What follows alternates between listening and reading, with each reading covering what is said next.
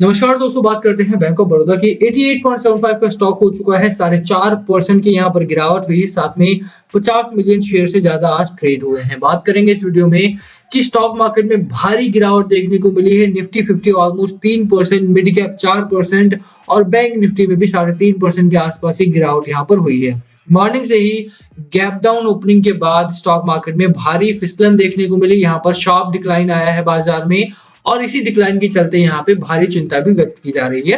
क्या प्रॉब्लम है? अगर बैंक ऑफ बड़ौदा में गिरावट होती है तो कहां तक गिरावट होगी? क्या आपको ऐसे में निकलना चाहिए? क्योंकि अगर बाजार ज्यादा फिसलता है और स्टॉक दोबारा से प्रीवियस लेवल्स पर आता है तो यहाँ पर रुकना बेहतर होगा या निकल जाना चाहिए आपको? गिरावट कब तक होगी और कोविड का जो डर सता रहा है दोबारा से लोगों को, वो कितना गहराएगा?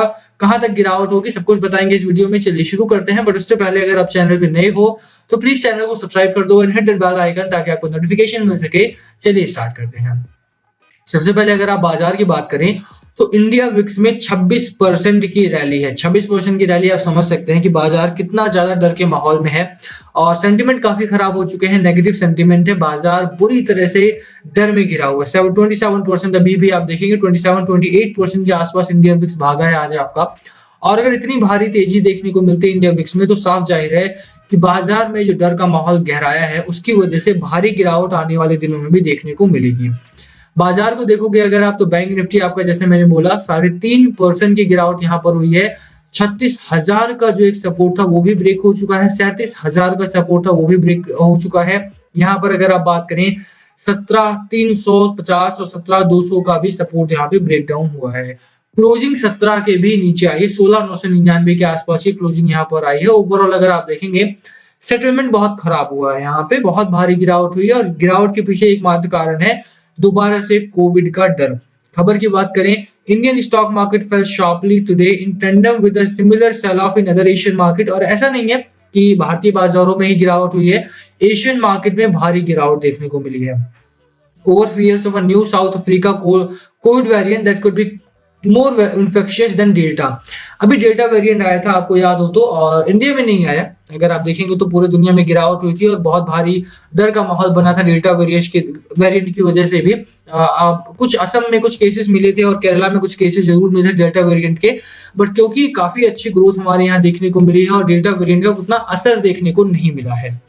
अभी अगर थर्ड वेव आती है because of the new variant जो कि डेल्टा वेरिएंट से भी खतरनाक साबित हो रहा है, तो उसकी वजह से गिरावट जो हो रही है वो जायज भी है। यहाँ पर थोड़ी सी बात मैं मैनिपुलेटर की भी करूंगा, जो ऑपरेटर्स का काम कर सकते हैं यहाँ पे, उसकी बात होगी। यहाँ पे आप देखिए the Sensex fell about 1500 points to 57,300 at day's low while Nifty was struggling below 17,200। The news of the new Covid variant has hammered confidence in equity market में कॉन्फिडेंस काफी बुरी तरह से गिरा है, which were already under pressure. आप जानते हैं आईपीओ वगैरह में लॉस हो रहा था, लगातार एफआईआई की बिकवाली जा रही थी और ऐसे में जो प्रेशर थोड़ा बहुत वैसे भी बिल्डअप हो चुका था उस पर भी अभी यहाँ पे दिमाग जो है लोगों का वो थोड़ा सा परेशान हो चुका है। Now for the Federal Reserve to start tightening its monetary policy to fend off surging inflation.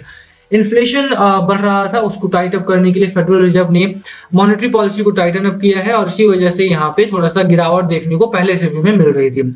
Just as this particular tail risk was melting away into the background, scientists in South Africa have announced they have discovered a new COVID variant which could potentially be more transmissible. अब एक चीज देखो यार, अब गिरावट है उससे कोई भी इनकार नहीं कर सकता है और ये देखने वाली बात है कि कितने केसेस वहां पर फैले हैं। जब लास्ट टाइम पे कोविड का डर खतरा बढ़ रहा था तो चाइना में बहुत सारी डेथ होना स्टार्ट हो चुकी थी एंड ऑलरेडी अगर आप यूरोप वगैरह को देखोगे तो वहां पे बहुत खतरा फैल चुका था।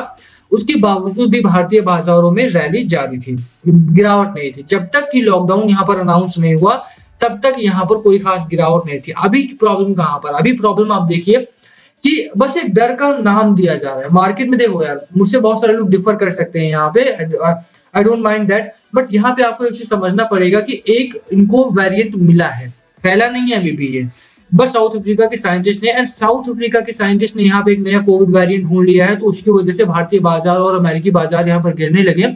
बहुत ही अजीब बात हो जाती है ये।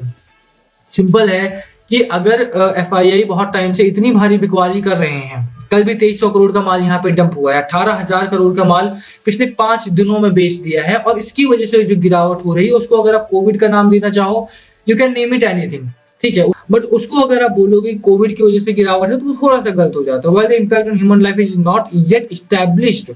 अब आप नेक्स्ट लाइन पढ़ रहे हो कि अभी तक ह्यूमन लाइफ पे क्या असर पड़ेगा इसका कोई नहीं जान रहा है। किसी को पता ही नहीं है कि क्या ह्यूमन लाइफ को इम्पैक्ट करता भी है या नहीं।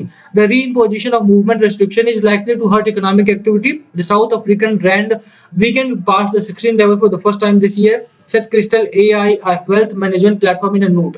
अभी तक आपने एस्टैब्लिश नहीं किया है कि ह्यूमन लाइफ पर क्या इम्पैक्ट पड़ेगा, ठीक है? अभी तक आपको इसका कोई बहुत बड़ा फैला नहीं है, ये कोई ट्रांसमिशेबल नहीं हुआ है। अभी तक 1-2 केसेस आपके हाथ लगे हैं।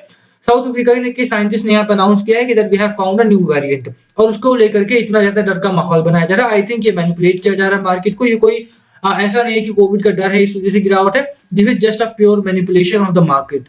आपको ये बात समझना पड़ेगा। हालांकि ऐसा नहीं है कि भारतीय बाजार ही गिरे हैं, गिरे साउथ अफ्रीकन मार्केट भी है, एशियन मार्केट भी है, और यहाँ पे अगर आप डाउ फ्यूचर्स की बात करें तो यहाँ पर भी गिरावट है। गिरावट का एकमात्र कारण है बिकवाली, और चाहे वो इंडिया में हो रही हो, चाहे वो अमेरिका के बाजार में हो रही हो। लास्ट टाइम में जब गिरावट हुई थी तो वो गिरावट पूरे में देखने को मिली थी। इस टाइम पे अगर आप देखोगे तो कुछ स्टॉक्स अभी भी ग्रीन जोन में बने हुए हैं। होल्ड कीजिए, बैंक ऑफ बड़ौदा हो आपके हाथ में या कोई और स्टॉक आपने ले रखा हो, होल्ड करने की मेरी सलाह रहेगी। मैं यहाँ पे कोई सपोर्ट डिफाइन नहीं करने वाला हूँ, क्योंकि बाजार जिस तरह से गिरावट में है काफी नीचे आ सकता है आपका बाजार। बट एक अच्छा सपोर्ट मैं अगर बताऊं यहाँ पे, तो एक सपोर्ट आपका 20 डे मूविंग एवरेज के आसपास आपको देखने को मिल सकता है। 84 रुपीज का आपका सपोर्ट होगा, और दूसरा सपोर्ट 44 डे ईएमए के आसपास हो सकता है।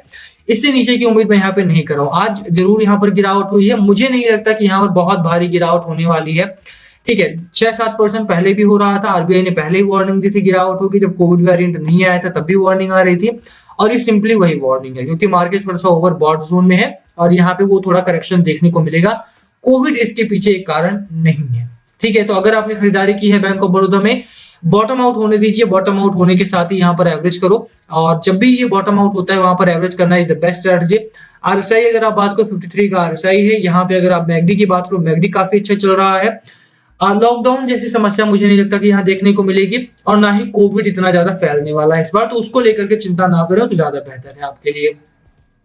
बाकी फंडामेंटली अगर कंपनी को देखते हो तो फंडामेंटली कंपनी काफी बेहतर काम कर रही है, और अगर फंडामेंटल्स कंपनी के अच्छे हैं तो साफ है कि यहाँ पर आपको लॉन्गर पीरियड में काफी अच्छे नंबर्स आते हुए दिखाई देंगे। हालांकि पीएसयू है, और अगर आपने यहाँ खरीदारी की है तो लंबा रुकना पड़ सकता है आपको, बट लॉस ना हो इससे इसके लिए बेहतर यही होगा कि आप यहाँ पे कंपनी को होल्ड करो।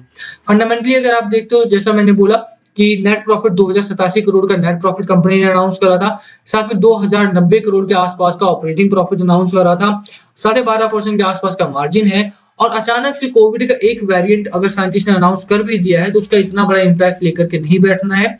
होल्ड करो, खरीदारी ना करो तो ज्यादा बेहतर है, क्योंकि बाजार इस समय गिरावट में है, चाहे मैनिपुलेशन की वजह से हो, चाहे किसी और कारण की वजह से हो।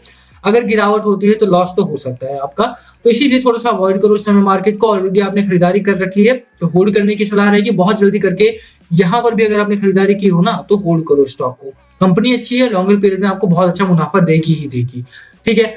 तो इसी के साथ वीडियो खत्म करेंगे। होल्ड करने की मेरी सलाह रहेगी आपको, यहाँ पे फ्रेश बाइंग नहीं करनी है इस समय पे।